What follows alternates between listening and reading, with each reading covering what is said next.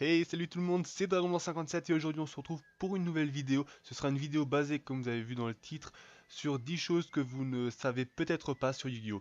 Perdons pas de temps, c'est parti.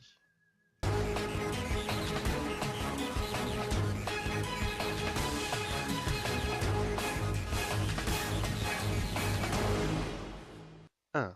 Dans l'épisode 11 de la saison 2, Arcana et son magicien des ténèbres, qui est méga stylé, affrontent Yugi. Mais ce que vous ne savez sans doute pas, c'est qu'il est la première personne dans l'anime à tenir en main le dragon Eledora. Bizarre, non?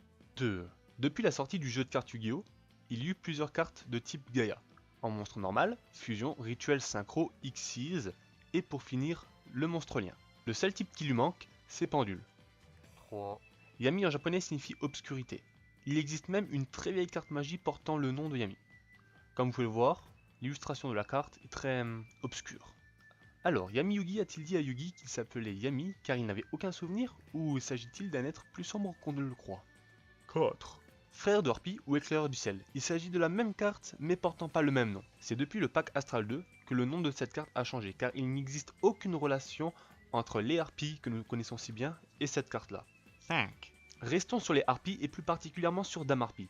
Il s'agit de la première carte de l'anime à avoir eu le droit à une censure. Nous avons quand même attendu 5 épisodes et 8 minutes du 6ème. C'est pas mal, merci 4Kids, merci, dites de manière sarcastique.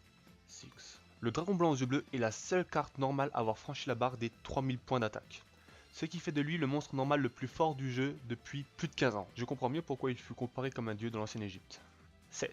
Égypte, dieu égyptien, non. Je ne vais pas vous parler de ça dans cette vidéo. Je vais vous parler de la bête mythique de Serket, qui lui est un véritable dieu dans la mythologie égyptienne. Serket est une déesse représentée par une femme avec un scorpion sur la tête, ou bien un scorpion avec une tête de femme, comme vous voulez.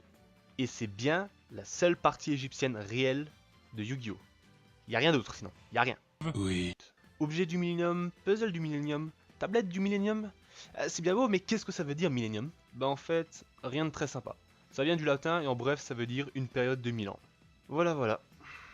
Elle vient me son cul, putain. Oui.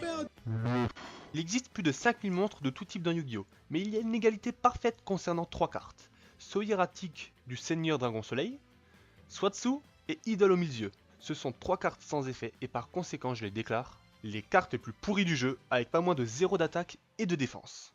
Waouh.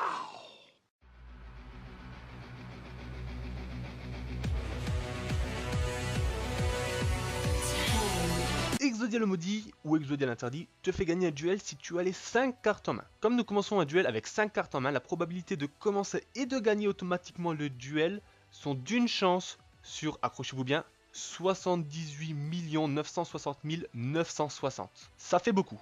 Autant vous dire qu'il faut croire mais très fort en l'âme des cartes. Voilà les gars, à présent ma vidéo est terminée, j'espère qu'elle vous a plu. Ce sera le premier épisode, j'espère, d'une longue série. N'hésitez pas à vous abonner, ça me fera très plaisir. Et sur ce, on se dit à la prochaine. Et n'oubliez pas, hein, cette semaine, fin de semaine, il y aura une ouverture de 3 ou 4 Teambox. À voir. Je verrai ça au feeling. Allez les gars, sur ce, à la prochaine. Ciao.